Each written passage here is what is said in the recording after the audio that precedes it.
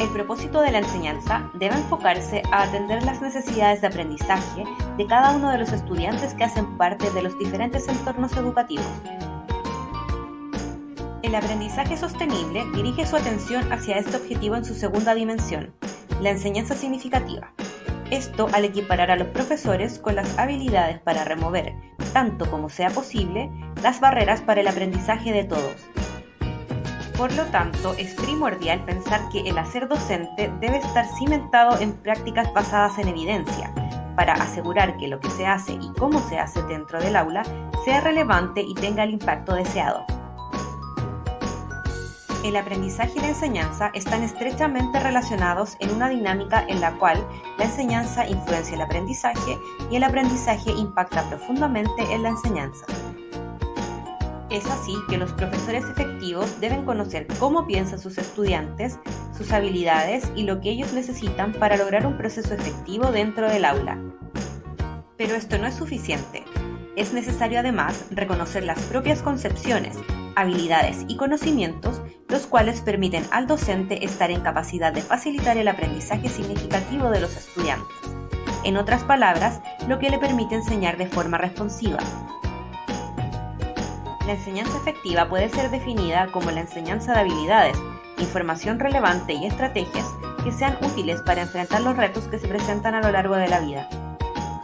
Esto requiere del compromiso de los profesores de combinar en su práctica docente su experiencia personal y profesional, conocimientos, habilidades, mentalidades y creencias, con la diversidad y complejidad de sus estudiantes. 8 preguntas enmarcan este modelo, las cuales resaltan los 3 núcleos centrales para el desempeño docente efectivo: la planificación, implementación y evaluación. Las 5 primeras preguntas son propuestas para ser contestadas de forma secuencial, mientras que las 3 restantes deben ser implementadas durante toda la lección o clase. A través de ellas, el docente tendrá un panorama bien informado de cuáles son los factores que debe tener en cuenta para la toma de decisiones asertivas en cuanto a lo que va a enseñar y cómo hacerlo.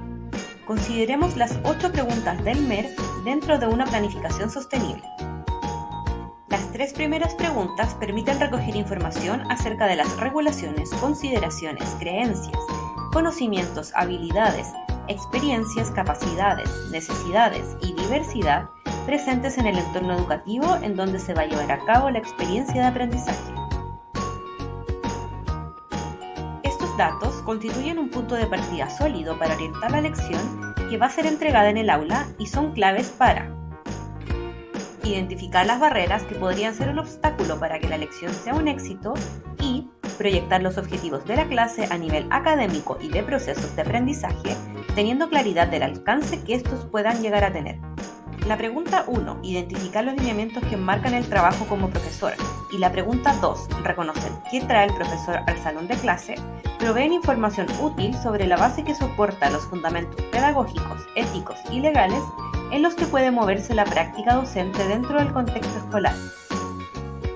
Se identifica además información sobre las competencias propias del docente, sus supuestos en relación al aprendizaje, las habilidades y conocimientos con los que cuenta para llevar a cabo una experiencia de aprendizaje.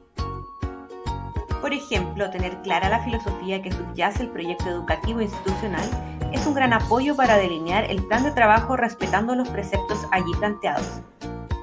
Igualmente, conocer las habilidades y limitaciones que se tienen como docente permite generar procesos responsivos que suplan lo que hace falta y maximicen las capacidades profesionales. Esto además puede abrir un abanico de posibilidades a la hora de pensar en las actividades o estrategias para desarrollar el tema propuesto. Por su parte, la pregunta 3, ¿qué traen los estudiantes al salón de clase?, permite conocer los intereses individuales y colectivos de los aprendices, cultura, experiencia de vida, familia, aprendizajes previos, motivaciones, capacidades y necesidades para aprender. Esta valiosa información tiene que ver con el diagnóstico atrio, que le permitirá al maestro identificar los estilos de aprendizaje, cuál es la mejor forma de trabajo con ellos, qué los motiva, en qué situaciones aprenden mejor o cómo llegar a aquellos que aún no han alcanzado los objetivos. De esta manera habrá más claridad para pensar qué acciones diferenciadas son pertinentes para que todos los estudiantes tengan las mismas posibilidades de participar en la clase, dar a conocer su proceso y sentirse motivados. Así estructuramos actividades creativas, variadas, pensando en todos. Igualmente, el diagnóstico atrio nos facilita tomar decisiones en cuanto a los ajustes o adecuaciones que deben realizarse dentro de la clase, para un grupo de estudiantes o un estudiante que necesite soporte individual en el transcurso de la misma, solo si es necesario. La pregunta 4, ¿qué se necesita enseñar en este momento?, se relaciona directamente con los objetivos de la clase. ¿Qué está programado a nivel de currículo para ese momento específico del año escolar? ¿Qué objetivos académicos y de aprendizaje se tiene proyectados para esta clase? Esta pregunta va ligada al diagnóstico atrio de la pregunta 3, pues aunque la programación curricular establezca resultados de aprendizaje específicos, estos deben considerar las capacidades y necesidades de aprendizaje para que puedan ser ajustados, de ser necesario. Así, la enseñanza-aprendizaje es significativa y tiene impacto para la vida. El conocimiento previo de los estudiantes, sus intereses y motivaciones también juegan un papel decisivo a la hora de planificar el alcance de los objetivos, si estos son posibles y cuánto tiempo se requerirá para alcanzarlos. Dentro de la planificación sostenible, uno de los puntos clave es cómo enseñar el tema a tratar. La pregunta 5 tiene que ver directamente con la metodología de la clase, las actividades, estrategias y recursos. Las preguntas 4 y 5 informan sobre cuáles adecuaciones sería pertinente realizar y qué forma de agrupación de los estudiantes favorecería el fortalecimiento de sus capacidades al tiempo que se atienden sus necesidades. Estas dos preguntas son cruciales al momento de tomar decisiones sobre las adaptaciones curriculares requeridas, considerando siempre la evidencia recogida en las preguntas 1, 2 y 3. La pregunta 6 está presente durante todo el proceso de enseñanza. Aquí se consideran los resultados de aprendizaje intencionales y los no intencionales. A través de esta pregunta se reflexiona acerca de las actividades de evaluación o las pruebas que se proyectan para determinar el aprendizaje o el nivel que han alcanzado en relación a los objetivos propuestos, analizados en la pregunta 4, y qué aspectos específicos deben ser reforzados para mejorar el aprendizaje de todos. Este soporte no debe ser solamente proyectado para el final de la clase, sino que debe ir dándose a lo largo del proceso, determinando qué tipo de retroalimentación favorece más al grupo y o a un estudiante en particular. De esta forma, la pregunta 7 aporta significativamente a la responsividad de la labor docente, así como informa sobre los aspectos en los que se debe ajustar la metodología, ofreciendo mayores oportunidades de participación y motivación para que todos los objetivos de aprendizaje sean alcanzados con éxito.